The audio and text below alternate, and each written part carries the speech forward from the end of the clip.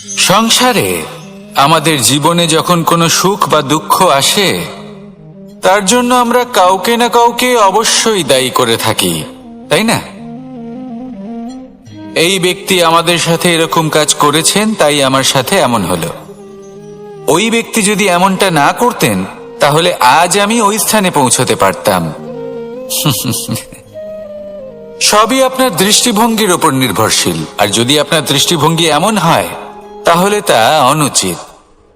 সত্যি কথা বলতে, এই সংসারে ভিন্ন ভিন্ন ধরনের মানুষ আছে। এটা আপনার উপর নির্ভর করছে কিভাবে তাদের স্বাগত জানাবেন। একবার ভাবুন, আমি আমার দুটো হাত সামনে নিয়ে এলাম, দুটো মুঠো খুলে দিলাম। দুই প্রকারের মানুষ আসবেন, কিছু না কিছু দিয়ে যাবেন। এই মুঠো যদি আমি বন্ধ করে দিই, তাহলে না কেউ আমাকে কিছু দিতে পারবে, না আমার কিছু যাবে আসবে। নিশ্চয়ই বুঝতে পারছেন এই দুই ধরনের ব্যক্তি কারা এবং তারা কি দিয়ে যান। আমি যদি নিজের মুঠো খুলে দিই, তাহলে কিছু ভালো মানুষ আসবেন, আমাকে আনন্দ, সন্তুষ্টি, জ্ঞান প্রদান করে যাবেন, ভালো অভিজ্ঞতা দিয়ে যাবেন। কোনো খারাপ ব্যক্তি যদি আসেন, তাহলে তিনিও খারাপ অভিজ্ঞতা দেবেন, যার থেকে আমি শিক্ষা লাভ করব। এই সব কিছু আমি লাভ করতে পারি। মুঠো যদি বন্ধ করে রাখি, তাহলে আমি কিছুই পাবো না। দেখুন, এই সংসারে প্রত্যেকের জীবন এইরকম।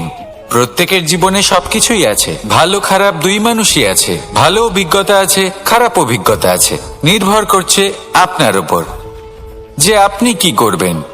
এনাদের স্বাগত কিভাবে জানাবেন, কার থেকে কি বুঝবেন, কি শিখতে পারবেন, আর কোন দৃষ্টিভঙ্গি নিয়ে অগ্রসর হবেন।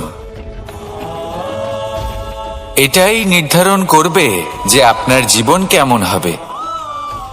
আসুন আমার সাথে ভালোবেসে বলুন, রাধা রাধা। জীবনে যখন কোনো ব্যক্তি নিজের লক্ষ্য প্রাপ্তির জন্য নিরন্তর পরিশ্রম করতে থাকেন, চেষ্টা করতে থাকেন, তখন তিনি কষ্ট অনুভব করেন। কখনো শারীরিক কষ্ট, কখনো মানসিক কষ্ট। এবার উনি এটা ভাবতে থাকেন যে আমি কি উচিত করছি নাকি অনুচিত করছি। কারণ অন্যদিকে এমন একজন ব্যক্তিও আছেন যিনি একদমই পরিশ্রম চেষ্টা করছেন না। তিনি মদিরা পান করেন, বিলাসিতায় জীবন কাটান, অলস প্রকৃতির হয়ে ওঠেন, নিদ্রাতে বিলীন হয়ে থাকেন আর ভাবেন যে তিনি সুখ লাভ করছেন। কিন্তু এরকম কেন হয়? কারণ যখন আমরা সৎ পথে থাকি, উচিত পথে চলি, লক্ষ্য প্রাপ্ত করার জন্য চেষ্টা করতে থাকি, তখন আমাদের ভেতরে থাকা নেতিবাচক শক্তি এবং পাপ এই দেহকে ত্যাগ করে দেয়। আর এই অনুভূতিটাই আমাদের দুঃখের অনুভূতি দেয়, কষ্ট দেয়। এবার সেখানে যদি আমরা কুপথে চলি, অনুচিত পথে চলতে থাকি, তাহলে আমাদের ভেতরে থাকা পুণ্য এবং ধনাত্মক শক্তি আমাদের দেহ ত্যাগ করে দেয়। আর এই অনুভূতির কারণেই আমরা সুখ অনুভব করি। কিন্তু কখনো ভাববেন যে এই সুখ বেশি সময় পর্যন্ত থাকে না। সেই জন্য সবসময় মনে রাখবেন, যদি আপনি জানেন যে এটাই আপনার লক্ষ্য, এটাই উচিত পথ, শুভ পথ, তাতে নিরন্তরভাবে এগিয়ে যেতে চেষ্টা করতে থাকুন। এই কষ্ট আপনাকে সুখের পরাকাষ্ঠায় কখন পৌঁছে দেবে তা আপনি জানতেই পারবেন না। আসুন আমার সাথে ভালোবেসে বলুন, রাধা রাধা। প্রত্যেক মানুষ নিজের জীবনে হীরক তথা হীরে এবং দর্পণ এই দুই দেখেছেন। এই দুই হলো সাদা এবং এরা দুজনেই আলোর প্রতিফলন ঘটায় এবং এরা দুজনেই উজ্জ্বল হয়ে ওঠে। আপনি হয়তো মনে মনে ভাবছেন যে এটা কি ধরনের তুলনা করছি। একটা হীরে তো রত্ন, তার মূল্য দর্পণের থেকে অনেক গুণ বেশি। কিন্তু হীরে থাকাতে দর্পণের মূল্য কিন্তু কোনো অংশে কমে যায় না, তাই না? মানুষ যখন হীরে নিজের হাতে নেয়, তখন সবার আগে কি খোঁজে? দর্পণ, যাতে তার মধ্যে দিয়ে দেখে সে বুঝতে পারে যে সেই হিরে আদৌ তার শোভাবর্ধন করছে কিনা, তাকে ভালো দেখাচ্ছে কিনা, প্রসাধনের জন্য সেটা ব্যবহার করা ঠিক হবে কিনা। অর্থাৎ হীরের উপস্থিতিতে দর্পণের গুরুত্ব কম হলো না, দর্পণের কারণে হীরের মূল্য বোঝা গেল। আমাদের জীবনেও ঠিক এরকমই ঘটে। আপনারা যদি সংসারে নিজের আশেপাশে দেখেন, এমন অনেক মানুষ দেখতে পাবেন যারা নিজেদের ক্ষেত্রে মহান স্থানে পৌঁছেছেন, নিপুণ এবং শ্রেষ্ঠ হয়েছেন। আর তাদের মধ্যে আপনার নিজের মনে হয় যেন আপনি হলেন দর্পণ। নিজেকে ছোট মনে করবেন না। আপনার মূল্য কম হচ্ছে না, আপনার নিজস্ব মূল্য আছে।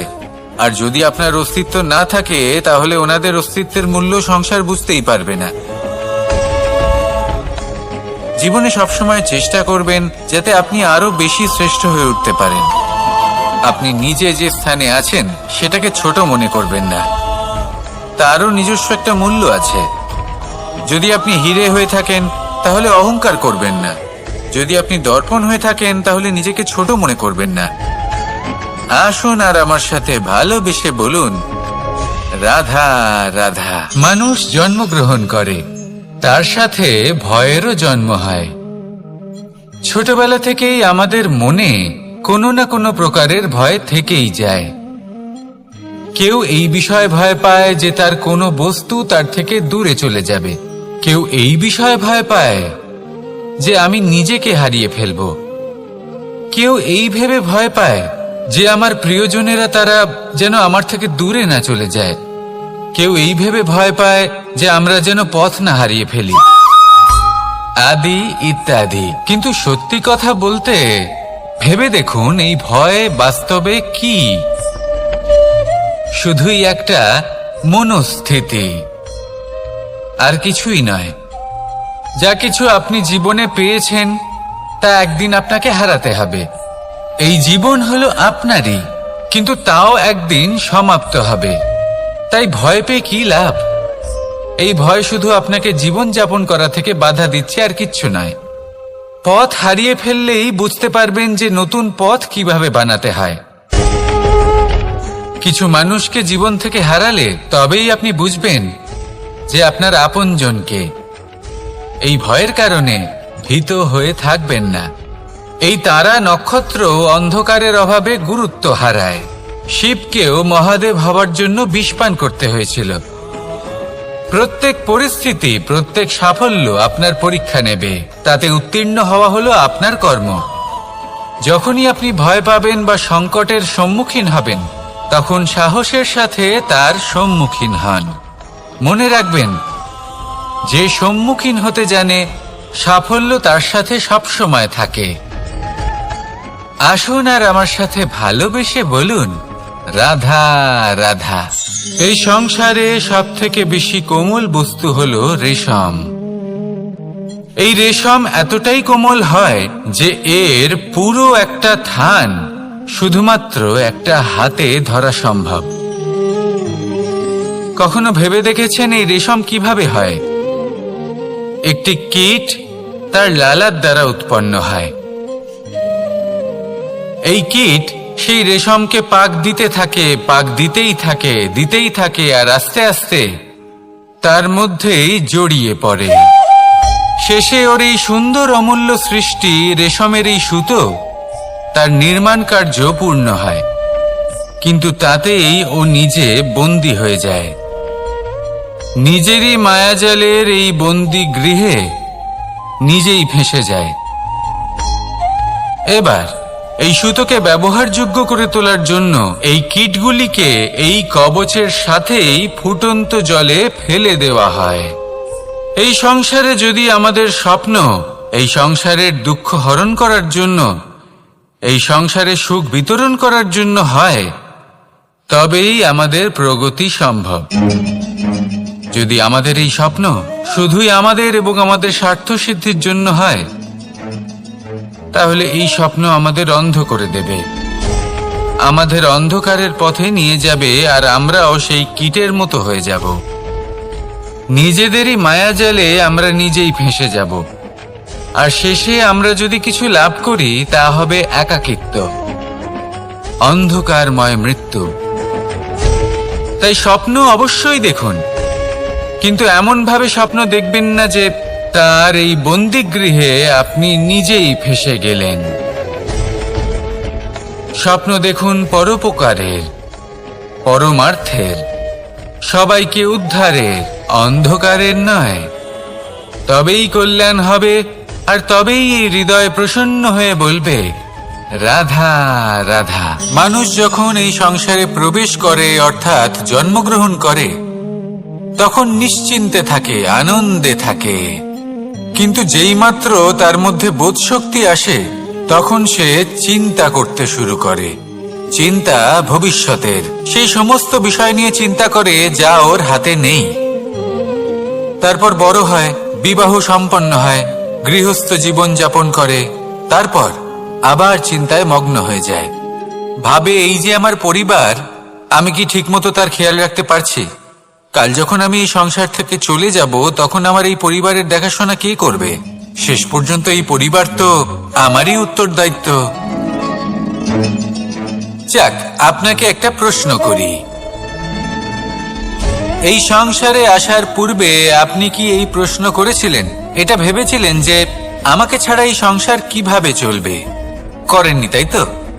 তাই আপনার এটা নিয়ে দুশ্চিন্তা করার প্রয়োজন নেই যে আপনি যখন এই সংসার ত্যাগ করে চলে যাবেন তখন কি হবে। আপনি যখন ছিলেন না তখনও এই সংসার চলছিল, আপনি যখন এই সংসার ত্যাগ করবেন তখনও এই সংসার চলতে থাকবে।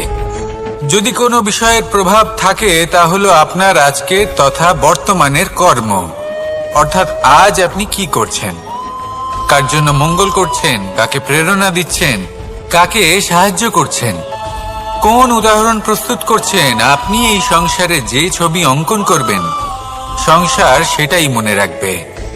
তাহলে শুধু সৎকর্ম করুন, মঙ্গল করতে থাকুন, আর আমার সাথে ভালোবেসে বলুন রাধা রাধা। একবার একটা শেয়াল বনে বিচরণ করছিল। ও একটা ছোট্ট শাবক দেখতে পেল। ও ভাবলো আজ একেই আমি খাবার হিসেবে গ্রহণ করব। আশেপাশে দেখলো কেউ দেখছে না তো, কেউ ছিল না, আর সেই শাবকের ওপর আক্রমণ করলো, যা হলো একটা ঘোর অপরাধ। বনের নিয়ম অনুসারে আপনি কখনোই শাবকের ওপর আক্রমণ করতে পারেন না। তারপর এই খবরটা যখন রাজা সিংহ জানতে পারলেন, সভার আয়োজন করলেন। কিন্তু সেখানে শেয়াল বলল, আমি তো এরকম কিছু করিনি। কিন্তু যদি আপনি এরকম বলেন, কোনো প্রমাণ দিন, এর কোনো সাক্ষী আছে? তখন রাজা সিংহ পেঁচাকে ডেকে পাঠালেন, যে সেই মুহূর্তে বৃক্ষের শাখার ওপর বসেছিল। সে সব কিছু দেখেছিল। পেঁচা সব সত্যি কথা বলল, আর শেয়ালকে মৃত্যুদণ্ড দেয়া হলো। এবার এই কাহিনী আমি আপনাকে কেন শোনালাম? কারণ মানুষও কখনো কখনো এরকম কর্ম করেন যা শিয়াল করেছে। এটা ভাবেন কেউ দেখছে না যখন, আমি অনুচিত কর্ম করতেই পারি। কিন্তু না, আপনি যাই করুন না কেন, কেউ না কেউ অবশ্যই তা দেখছে। কোনো ব্যক্তি না হলেও কোনো প্রাণী, না হলে কোনো যক্ষ বা দেব বা প্রেত। যদি এনারা কেউ না দেখেন, তাহলে ধরিত্রী মাতা দেখেন, যেখানে দাঁড়িয়ে আপনি সেই কর্ম করছেন, তাই না? তাই একটা কথা সবসময় মনে রাখবেন, কে দেখছেন কে দেখছেন না সেই বিষয়ে ভাবা ছেড়ে দিন। এটা খুব সহজ কথা। আপনি যদি উচিত কর্ম করেন, উচিত ফল পাবেন। যদি অনুচিত কর্ম করেন, তাহলে আপনি অনুচিত ফল অবশ্যই পাবেন।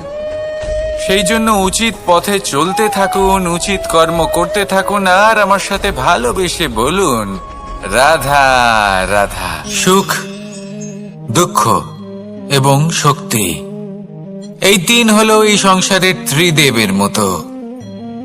আমাদের জীবনে যা কিছু ঘটছে এই তিনটির ভিত্তির উপরেই হচ্ছে। আসলে এই সংসারের একটা নিয়ম আছে, যখনই আপনি কিছু লাভ করেন, এই সংসার আপনার পরীক্ষা নেয়।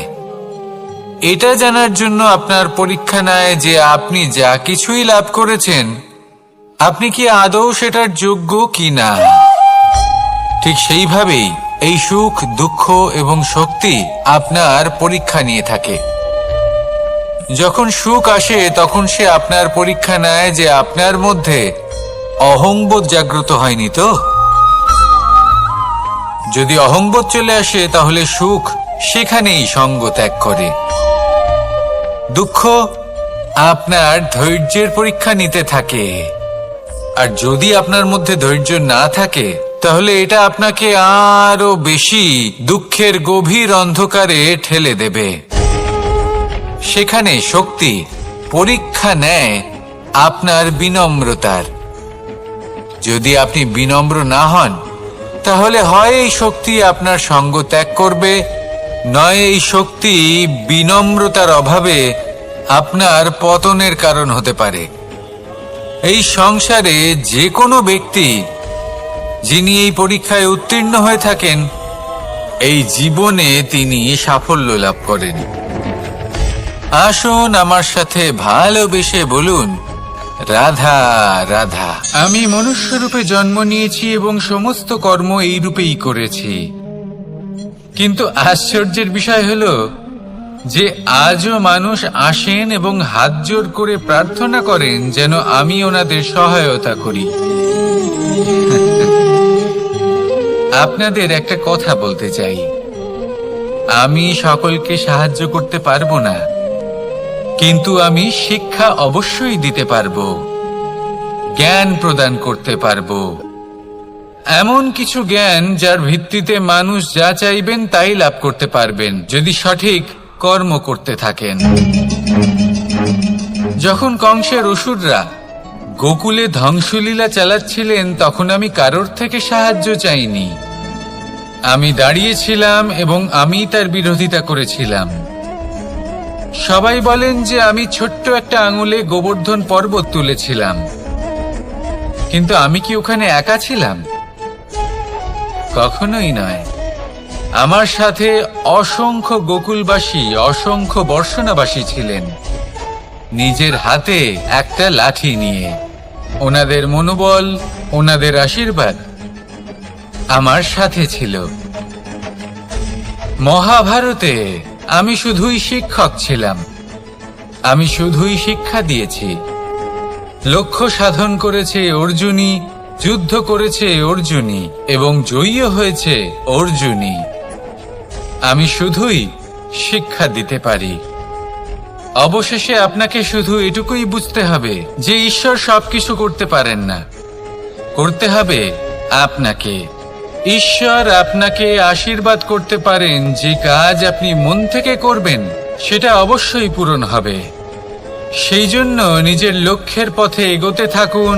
চেতনা, বিবেক এবং পরিশ্রমের দ্বারা আপনার যা যা স্বপ্ন আছে, যা লক্ষ্য আছে, আপনি অবশ্যই লাভ করবেন। আর এই মন সুপ্রসন্ন হয়ে বলবে, রাধা রাধা। ভোজন।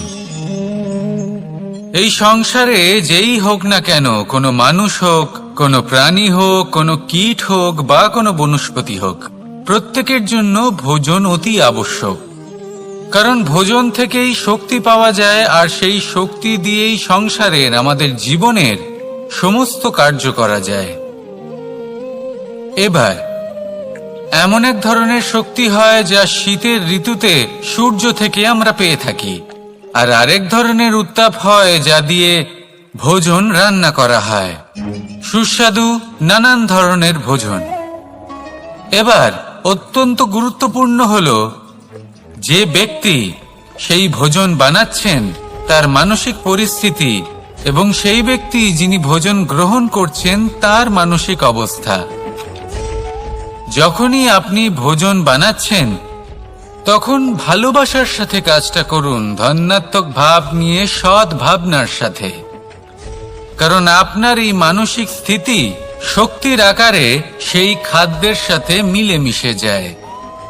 আর যখনই আপনি ভোজন গ্রহণ করছেন তখন সদ্ভাবনার সাথে, প্রসন্নতার সাথে গ্রহণ করুন, ধন্যাত্মক ভাব নিয়ে। যদি আপনি প্রসন্নতার সাথে রান্না করেন, প্রসন্নতার সাথে খাদ্য গ্রহণ করেন, তাহলে আপনি প্রসন্নই থাকবেন। আর মন সুপ্রসন্ন হয়েই বলবে, রাধা রাধা।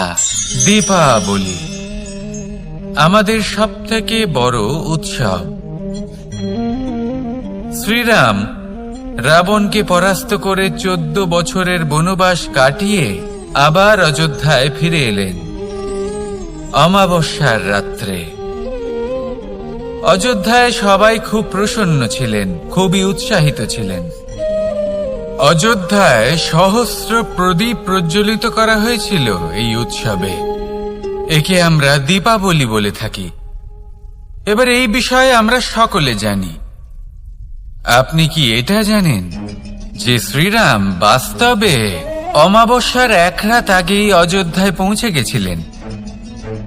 সবার সামনে অমাবস্যার রাতে এসেছিলেন। এর কারণ কি?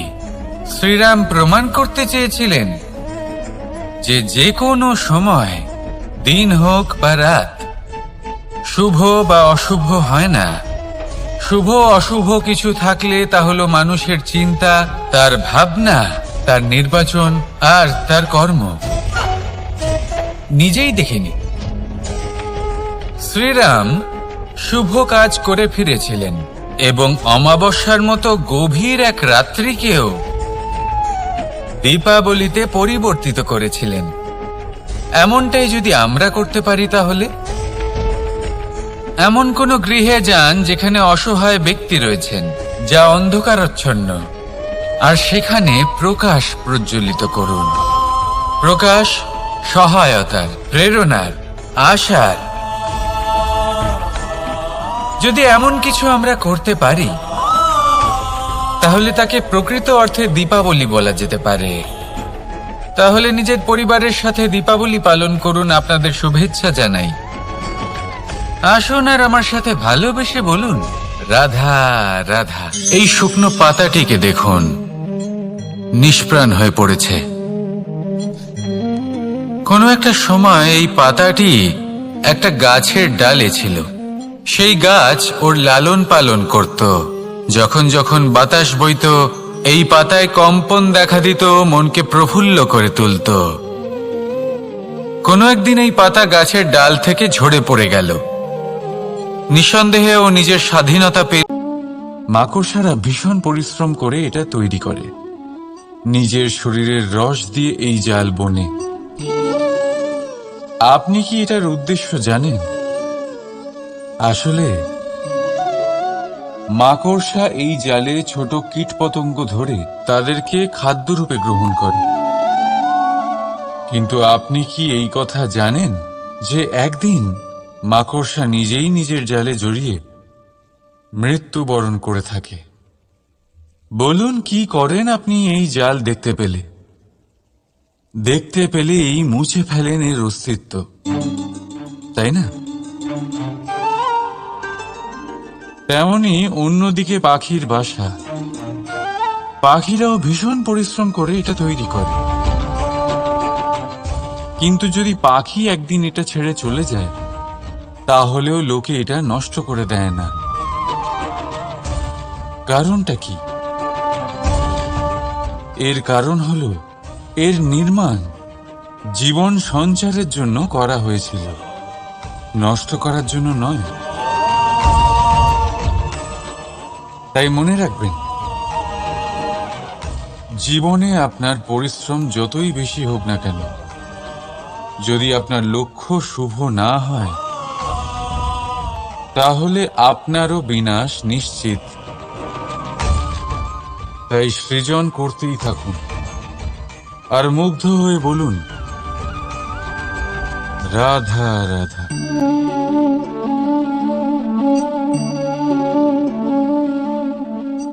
আপনার কি মনে হয় আমি কি করছি? আপনি বলবেন আমি প্রদীপ জ্বালাচ্ছি। সঠিক। কিন্তু প্রশ্ন হচ্ছে যে আমি কি আপনাকে বলেছি যে একে প্রদীপ বলা হয়? না। এই প্রদীপ কি নিজেই নিজের পরিচয় আপনাকে দিয়েছে? না। তাহলে আপনি কি করে জানলেন যে একে প্রদীপ বলা হয়? উত্তর হচ্ছে প্রকাশ, যে স্বয়ং জ্বলে অন্ধকারের মধ্যে সংসারকে পথ দেখায়, সেটাই প্রদীপ। যা নিরাশার মাঝে আশার আলো প্রদর্শন করে, সেটাই প্রদীপ। অপর দিকে আছে সাপ, যাকে না দেখেও তার ফনার আওয়াজ শুনেই লোকে ভয় পেয়ে যায়। তার মানে ব্যক্তির পরিচয় তার কর্মের দ্বারা পাওয়া যায়। তাই আপনার এটা বলার প্রয়োজন নেই যে আপনার পরিচয় কি। এটা আপনার কর্মই নিশ্চিত করবে যে লোকে আপনাকে প্রদীপ ভেবে ভালোবাসবে নাকি সাপ ভেবে ভীত হয়ে থাকবে। রাধা রাধা। সময় কত বিচিত্র হয়। সময় আমাদের পক্ষে থাকলে আমরা নিজেদের রাজা মনে করে নিই, আর সেই সময় যদি বিপক্ষে চলে যায় তাহলে নিঃস্ব হতে সময় লাগে না। তাই মানুষের একটা অভ্যেস আছে, খারাপ সময়ের জন্য কিছু সঞ্চয় করা। আত্মীয়, বন্ধু খারাপ সময় পাশ থেকে সরে যায়। যশ, মান প্রতিকূল সময় চিরস্থায়ী হয় না। তাই মানুষ মনে করে অর্থ সঞ্চয় করাই শ্রেয়। অর্থের কোনো হৃদয় নেই যা সময়ের সাথে পরিবর্তিত হবে। সংসার বলে সর্বদা অর্থ সঞ্চয় করতে থাকুন। খারাপ সময় অবশ্যই কাজে লাগবে, কিন্তু আমি বলবো শুভ কর্ম করতে থাকুন, আনন্দে থাকুন, নিজের ওপর আর ঈশ্বরের ওপরে বিশ্বাস রাখুন। খারাপ সময় কখনো আসবেই না। রাধা রাধা। প্রকৃতি মানুষকে এক বিশেষ শক্তি দিয়েছে, অন্য জীবের থেকে বেশি শক্তি দিয়েছে। স্মরণ শক্তি। এই শক্তি মানুষকে অন্য জীবের থেকে ভিন্ন করে, ইতিহাস রচনা করার প্রেরণা দেয়, জ্ঞানকে বংশানুক্রমে এগিয়েও নিয়ে যায়। আর যারা ভুলে যান, অধিকাংশ সময় তারা উপহাস আর দয়ার পাত্র হয়ে যান। কিন্তু এটাই কি প্রকৃত রূপে সত্য? না। এই স্মরণ শক্তি মানুষের বিকাশে সব থেকে বড় বাধা হয়ে দাঁড়ায়। তার মনকে দূষিত করে দেয়। খারাপ অভিজ্ঞতা, কারোর করা বিশ্বাসঘাতকতা, কারোর কটাক্ষ বেশিরভাগ মানুষই ভুলতে পারেন না, আর তারপর প্রতিশোধ নিতে উদ্যত হন। প্রথমে সময় নষ্ট করেন প্রতিশোধের প্রস্তুতিতে, আর তারপর সময় নষ্ট করেন প্রতিশোধ নেওয়ার সুযোগ খুঁজতে। যদি সন্তুষ্টি পেতে চান, যদি জীবনে আনন্দ পেতে চান, তাহলে স্মরণ শক্তির সদ্ব্যবহার করুন। নিজের স্মরণ শক্তিকে চালনা করুন শুধুমাত্র ভালো কথা আর ভালো স্মৃতির দিকে। জীবনে আনন্দ পাবেন। রাধা রাধা। মানুষ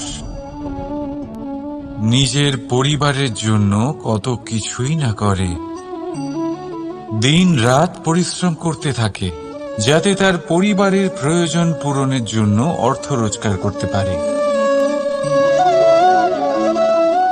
কিন্তু শুধু অর্থ রোজগার করাটাই কি যথেষ্ট? আপনি বলবেন, হ্যাঁ নিশ্চয়ই, অর্থ দিয়ে সব কিছু পাওয়া যায়। বিদ্যা পাওয়া যায়, বাড়ি পাওয়া যায়, ওষুধ পাওয়া যায়, আর কত কিছুই না পাওয়া যায়। এইসব একটা পর্যায় পর্যন্ত সঠিক, কিন্তু একটু মন দিয়ে ভেবে দেখুন, যখন কোনো শিশু অসুস্থ হয়ে পড়ে তখন সে ওই তিক্ত ওষুধ কেন খেয়ে নেয়? এই জন্য কারণ ওর পিতা সেই ওষুধ অর্থ দিয়ে কিনেছে? না, বরং এই জন্য কারণ তার পিতা যে তার সামনে দাঁড়িয়ে, তার উপরে তার বিশ্বাস আছে। বিশ্বাস আছে যে উনি তার কিচ্ছু হতে দেবেন না। এই বিশ্বাস, এই সংস্কার, এই শিক্ষা কখনো অর্থ দিয়ে পাওয়া যায় না। এটা পাওয়া যায় সেই সময় থেকে যা মাতা পিতা তাদের সন্তানের সাথে কাটিয়েছেন। তাই জীবনে অর্থ অবশ্যই উপার্জন করুন, কিন্তু নিজের পরিবারকেও সময় দিন, আনন্দ পাবে। রাধা রাধা। বিরোধিতা এমন এক শব্দ যা শুনে আমরা সবাই ভয় পেতে থাকি। যদি কেউ আমাদের বিরোধিতা করে তা আমাদের সহ্য হয় না। আমরাও কারোর বিরোধিতা করে কোনো শত্রুতা করতে চাই না। এই ধরনের ভাবনা আমাদের মনে আসতেই থাকে। কিন্তু বিরোধিতা, এই শব্দ আপনার শান্তির জন্য, আপনার সুখের জন্য কতটা গুরুত্বপূর্ণ তা আপনারা জানেন না। তাই যদি কাল এসে কেউ আপনার বিরোধিতা করে, তখন সবার আগে নিজেকে যাচাই করুন। আপনি কি ভুল করেছেন? আপনার দোষ কি? নিজের মধ্যে কি ত্রুটি আছে সেটা বোঝার চেষ্টা করুন। নিজেকে সংশোধন করার চেষ্টা করুন, তারপর দেখুন বিরোধিতার এই আগুন আপনাকে স্বর্ণ থেকে কুন্দন বানিয়ে তুলবে। বলা হয় এই সংসারে খারাপ বেড়েই চলেছে, কিন্তু তার কারণ এ নয় যে খারাপ মানুষ বেড়ে চলেছে। তার কারণ হলো যে ভালো মানুষ, যাদের ভালো চিন্তা, ভালো বিচারধারা আছে, তারা খারাপের বিরোধিতা করতে পারে না। যদি আপনার সম্মুখে কোনো খারাপ কর্ম হয়, তাহলে তার বিরোধিতা করতে সংকোচ করবেন না, কারণ বিরোধিতার এই আগুন মন্দকে পিছুপা হতে অবশ্যই বাধ্য করে। রাধা রাধা। বিশ্বাস, জীবনে বিশ্বাস কতটা গুরুত্বপূর্ণ।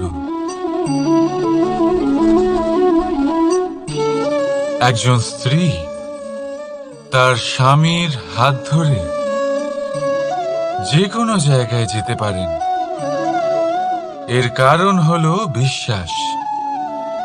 তার নিজের স্বামীর ওপরে বিশ্বাস আছে।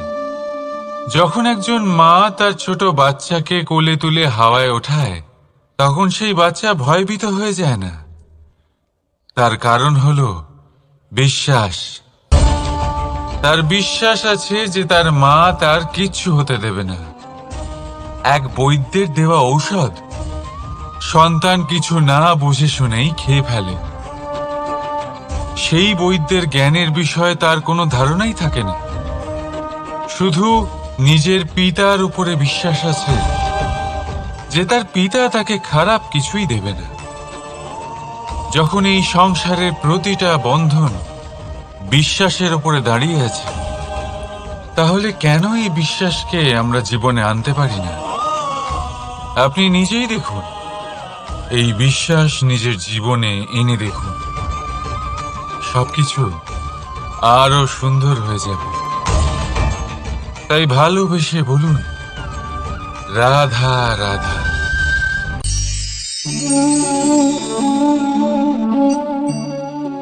অহংকার, এই শব্দটা সবাই শুনেছেন।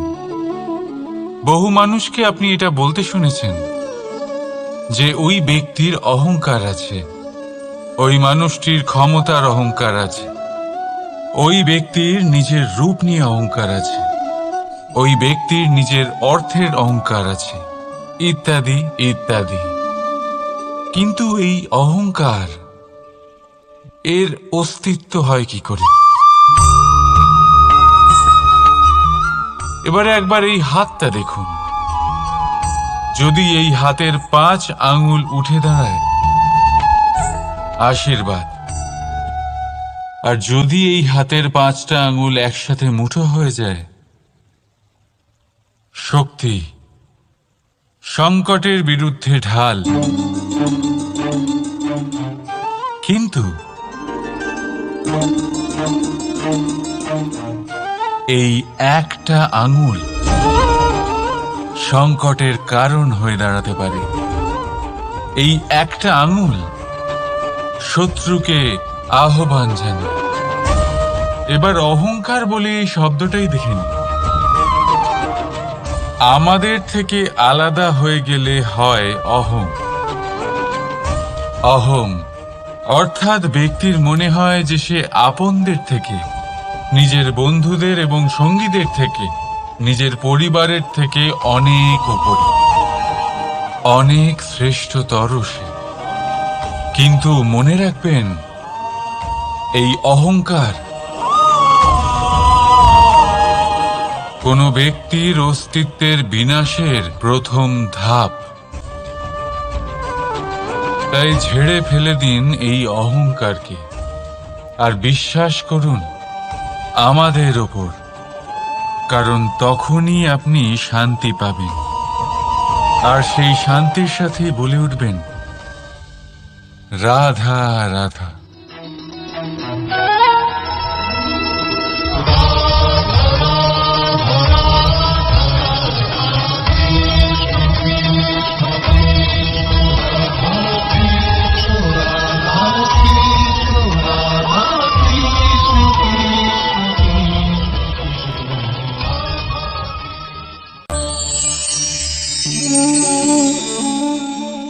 সাফল্য। যদি আপনাকে জীবনে সাফল্য পেতে হয়, তাহলে আপনি একাধিক মানুষ পাবেন যারা একাধিক উপায় বলবে আপনাকে সাফল্য পাওয়ার। দীর্ঘ সময় ধরে পরিশ্রম, চেষ্টা, নির্ধারণ, নিষ্ঠা এই বিষয়ে ভাষণ দিতে থাকবেন। একাধিক রকমের উদাহরণ আপনার সামনে তুলে ধরবেন। কিন্তু আমার এটা মনে হয়, আমরা কেন সেই বিষয়ে কথা বলি না যা মানুষকে অসফল করে তোলে? শুধু দুটো ব্যাপার অসফল হওয়া নিশ্চিত করে। শুধু 2 ধরনের মানুষ বেশিরভাগ অসফল হন। প্রথম তারা যারা ভাবে অনেক কিছু কিন্তু কিছুই করে না। আর দ্বিতীয় তারা যারা অনেক কিছু করতে থাকে কিন্তু ভাবনা চিন্তা না করে। ভাবনা আর কর্ম, এদের মাঝে সামঞ্জস্য রাখা খুব জরুরি। যদি এটা থাকে, তাহলে জীবনে কখনো অসফল হবেন না। রাধা রাধা। আপনি অনেককে এই কথা নিশ্চয়ই বলতে শুনেছেন, এই ব্যক্তির দৃষ্টিতে দম্ভ আছে, এই ব্যক্তির চোখের ওপর অহংকারের পর্দা পড়ে আছে, ইত্যাদি ইত্যাদি। চলুন আমি আপনাকে একটা প্রশ্ন করছি। আপনি দেখেন কি দিয়ে? দৃষ্টি দিয়ে নাকি দৃষ্টিভঙ্গির সাহায্যে? ভাবুন। চিন্তায় পড়ে গেলেন নিশ্চয়ই। দৃষ্টি যে কোনো বস্তুর বা যে কোনো মানুষের শুধু বাইরের রূপটা দেখায়, যেখানে দৃষ্টিভঙ্গি আপনাকে সোজা আসল পরিচয়ের সাথে সাক্ষাৎ করায়। উদাহরণ হিসেবে চন্দ্র। চন্দ্র আমরা সবাই দেখেছি। বহু মানুষ আছেন যাদের চন্দ্র অত্যন্ত সুন্দর লাগে। আবার কিছু মানুষ এমনও আছেন যারা এই চন্দ্রের মধ্যেই দাগ খুঁজে বার করেন। এই হলো দৃষ্টিভঙ্গি। যদি নিজের দৃষ্টিভঙ্গিতে প্রেম রাখেন, ভালোবাসা রাখেন, সম্ভ্রম রাখেন, তাহলে তার বদলে আপনিও প্রেম আর সম্মান অবশ্যই পাবেন। এবারে দেখুন, যে জল দিয়ে ঈশ্বরের মূর্তি ধোয়া হয় তাকে চরণামৃত বলা হয়। এটার কারণ দৃষ্টিভঙ্গি। এখন আপনি পাথরকে ভগবান ভেবে পুজো করবেন, নাকি ভগবানকে পাথর ভেবে পরিত্যাগ করবেন? সিদ্ধান্ত আপনার, কিন্তু এই সিদ্ধান্ত নির্ভর করে আপনার দৃষ্টিভঙ্গির ওপর। তাই নিজের দৃষ্টিভঙ্গি শুভ রাখুন, নিজের দৃষ্টিভঙ্গিতে ভালোবাসা রাখুন, আর আনন্দে বলুন রাধা রাধা। বড় বড় রাজমহলের বড় বড় ইমারতের চূড়া কত সুন্দর হয়, কিন্তু আপনি কি কখনো এই বিষয়ে ভেবেছেন যে এই সুন্দর চূড়ায় পৌঁছতে গেলে আপনাকে পৃথিবীতে পা ফেলতেই হবে? সেই সুন্দর চূড়ায় পৌঁছে দীপ্তি পাওয়ার জন্য আপনাকে একটা কঠিন পথ অবলম্বন করতেই হবে। যদি আপনি কোনো কঠিন পথে না গিয়ে এই পৃথিবীর সাহায্য ছাড়াই শুধু উচ্চতার দিকে অগ্রসর হতে থাকেন, তাহলে সর্বদা অসফল হবেন। সেই জন্য নিজের স্বপ্ন পূরণের এই যাত্রাতে নিজের পথ কখনোই হারাবেন না, নিজের পথ থেকে সরবেন না। যদি এমন করেন তাহলে তো আপনার স্বপ্ন পূরণ হবেই না, তার সাথে আপনি নিজের পথও হারাবেন। রাধা রাধা। কৌতুক অর্থাৎ হাসি, এটা জীবনে কতটা গুরুত্বপূর্ণ। আমরা সর্বদাই হাসতে চাই, আমরা সর্বদা অন্যের মুখে এই হাসি দেখতে চাই। কিন্তু এই কৌতুক অনেক প্রকারের হয়, আর এই কৌতুকের ভিত্তি কি সেটাও খুব গুরুত্বপূর্ণ। কৌতুক কেবল তখনই পাবেন যখন তা শুদ্ধ মন থেকে আসবে। কৌতুক তখনই পাবেন যখন তার সামনের জনকেও হাসিয়ে তার কষ্ট হরণ করবে। এবারে যদি কৌতুক হিংসার থেকে বেরোয়, তখন তা কটাক্ষ হয়ে যায়, সামনের মানুষের মনে আঘাত করে। তারপরে সে তৈরি থাকে যে কখন আপনার উপরে আবার প্রহার করতে পারবে। তাই যদি হাস্য কাউকে ছোট করার জন্য হয়, তা হাস্য নয়, উপহাস হয়ে যায়। আর তা সামনের জনকে আনন্দ নয়, শুধু অপমান দেবে। আর অপমানিত ব্যক্তির মন তিক্ত হয়ে থাকে। তাই মনে রাখবেন যে এই কৌতুক যেন কৌতুকই থাকে, তা উপহাস বা কটাক্ষ না হয়ে যায়। রাধা রাধা। মানুষ এই শব্দের সূচনা হয় মন থেকে, আর সেই জন্যই হয়তো আমাদের এই মন এতটা গুরুত্বপূর্ণ। এবারে দেখুন না, আমাদের মনই সবকিছু চালনা করে। মনই সেই যে কল্পনা করে, মনই সেই যা কল্পনাকে বাস্তবে পরিণত করার জন্য পরিশ্রম করতে আমাদের প্রেরণা যোগায়। মনই সেই যা লোভের জালে জড়িয়ে পড়ে। মনই সেই যা অভিমানের পর্দা দিয়ে ঢেকে যায়।